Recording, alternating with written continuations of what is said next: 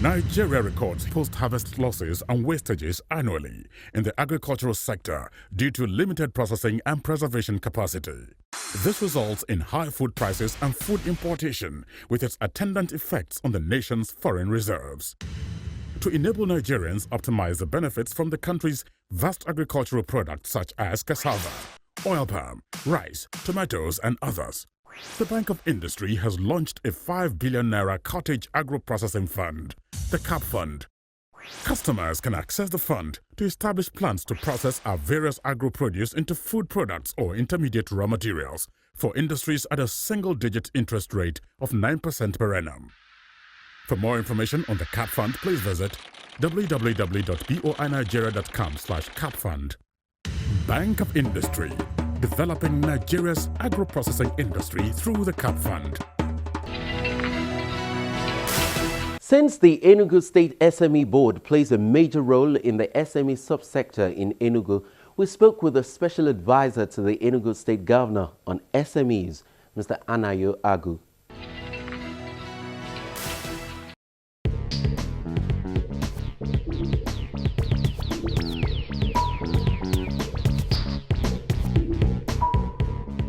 Well, thank you very much for coming on BOI Weekly. My pleasure. No worries. Thank you. Now, Enugu State, this town exactly, is not particularly known to be a business hub. It used to be perceived as a civil service center. Now, what exactly is the role of your organization in running an organization like this, such that you encourage people to go into business, which is not exactly what their natural disposition would be?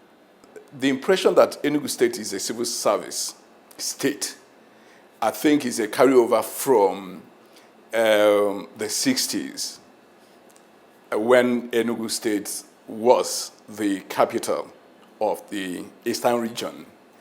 It won't be right to say that Enugu State today is still a civil service state. The reason is because, I'll give you a typical example. When you talk about rice production, which is agriculture, commercial agriculture, Enugu State is actually known as the main center for the Southeast on something like rice production. Also, when you talk about poultry, Enugu State, again, is actually the center when you're looking at the Southeast. So unless when you're talking about artisanal activities like shoemaking, then you can talk dressmaking, fashion, then of course we give it Aba.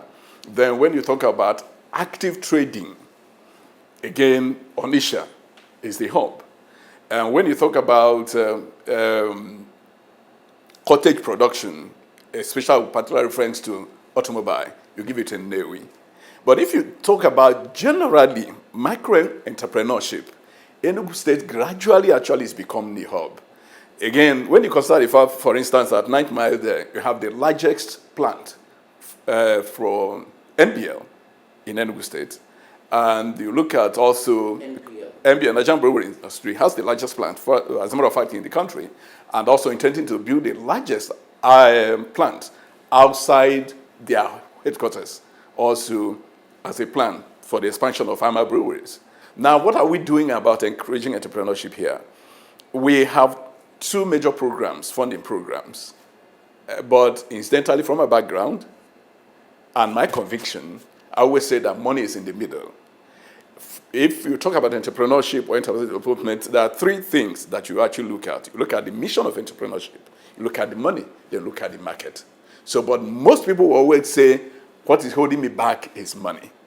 I don't come from that school of thought, because I know that people have won lotteries, and then within 5 years, they also come back to become impoverished, or in fact, worse than they were before the lottery.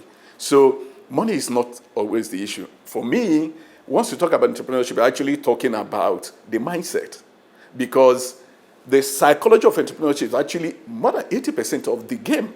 20% is what you call systems and strategies.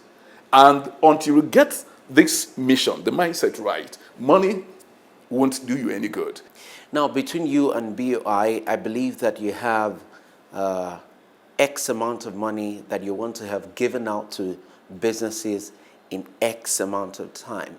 Now, can you tell us what's the percentage that you've achieved so far? We've not done well.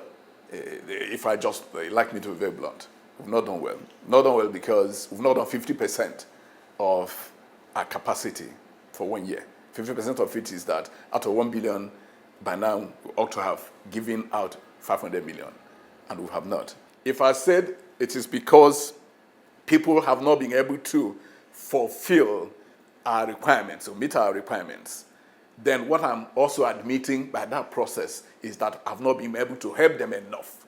That's the way that's my background, that's how I come. So I'm not saying that responsibility belongs to someone, because that's why I'm here, okay? And that's what I preach. Yes, it's difficult, again, changing the mindset. It's difficult, for instance, for people to provide guarantors when they don't have collaterals.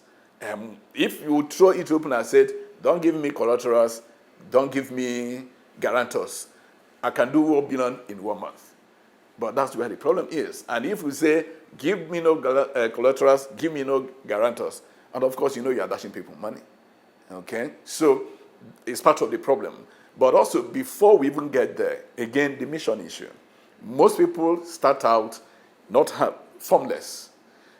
And those who have forms of any kind don't have the fundamentals. Fundamentals, we mean, is that you've done business for 20 years, at least you'll be able to give me record of 1 year.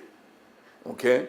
If you've done business for 20 years as a limited liability company, you should be able to give me one paper that says 1 year out of the 20, I paid my tax, or that I made the returns to CAC out of that 20. And what we discover most times is that people, obey our laws in breach. So, and these are the requirements. Because how can we predict your willingness to pay? How can we predict your integrity? How can I talk about your character as a business person, as a borrower? How can I talk about your credit history if there's no document I'm looking at? That's the challenge. So you discover that most people who are coming to us don't have these basics. So you have to work with them to recreate their past. And in the process of recreating it, try to make sense of their tendencies and also try to determine the probability of their willingness to pay when due. And in the process of that, it takes a lot of time. That's one, too. Sometimes, again, because we are not just funding anything, there are specific areas we pay attention to. But the bottom line is that it must be something that can return back the money and can add value. Our focus with BOI is cottage industries. That's why we said the program is meant for production and production only. Because the idea is to open up the communities. When you started, they asked me, Enugu State is known as civil service state. We want to be able to change that within the last part of this administration. And the best way to do it is to empower those who are doing small things that we can help to grow.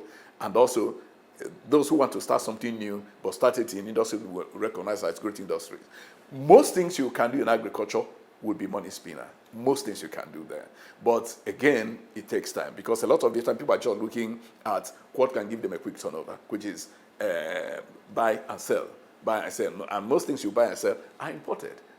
So if you're even doing buy and selling as an off-taker of a local production, that also can be encouraged. But most times, it's not it, except the few people who are doing food production. That's our package today on BOI Weekly. You too can choose your spot in any production value chain, just like Godwin Odera has done. All you've got to do is spot an opportunity, and the Bank of Industry will be there to support you. Join thousands of small and medium businesses that are being supported by the Bank of Industry. To learn more about the myriad of opportunities available at the bank, visit boi.ng. Also feel free to tweet at me at KAY Alayande for more information on how you can use the BOI Loan app. You can start right away. Simply download the SME Loan app from the Google Play Store and start applying today. I'm Kaide Alayande. Bye now.